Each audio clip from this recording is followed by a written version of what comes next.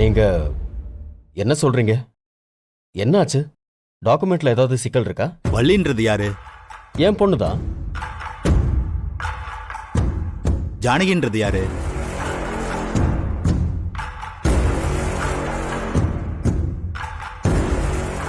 Sir, ஐயாவோட wife sir. அதாவது வள்ளி மேடத்தோட அம்மா. அப்படியா? அப்ப ஜானகி அம்மா எழுதின உயில படிச்சிருப்பீங்களா சார்?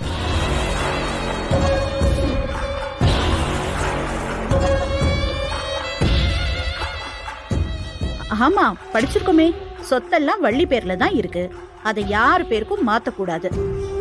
அவளுக்கு மேரேஜ் ஆனா மட்டும்தான் அந்த சொத்தை எல்லாம் அவ ஹஸ்பண்ட் பேருக்கு மாத்த முடியும்னு தானே இருக்கு.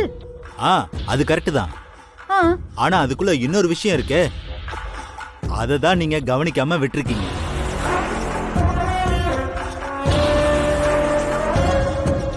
என்ன சார் சொல்றீங்க? அப்படி என்ன நாங்க கவனிக்காம விட்டுட்டோம்? ஜானகிக்கு ஒரு அண்ணன் இருந்ததாவும் ஒரு பையன் இருந்ததாவும் அவன்தான் இந்த ஒட்டுமொத்த சொத்துகளுக்கும் உண்மையான வாரிசுன்னு எழுதியிருக்கு.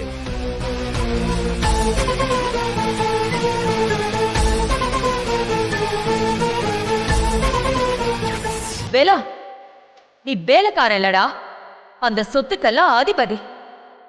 என் அண்ணன் தேவராஜோட ஒரே வாரிசு நீ.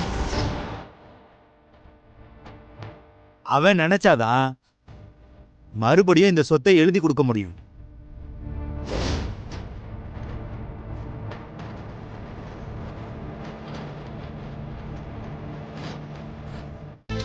நீங்க இதத்தான் சொல்றீங்களா? நான் என்னமோ ஏதோன்னு பயந்தே போயிட்டேன். ஜானகியோட அண்ணன் பையன் தான் இப்ப இல்லையே. அவன் மட்டும் இல்ல, அந்த குடும்பத்திலேயே யாரும் இல்லை இப்ப.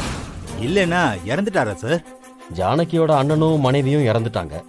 அந்த பையனும் இறந்து போயிட்டான்னு தான் கேள்விப்பட்டேன். இங்க பாருங்க, உங்களுக்கு தெரியாதது ஒண்ணு இல்ல.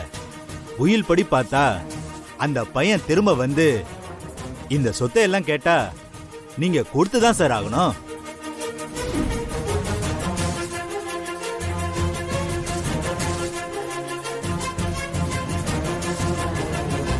அவன் வர வரைக்கும் வேணும்னா இப்ப இருக்கிற மாதிரி வள்ளி பேர்லயே நீங்க அனுபவிச்சுக்கலாம். மத்தபடி உங்களால இந்த சொத்தை எதுவுமே பண்ண முடியாது சார்.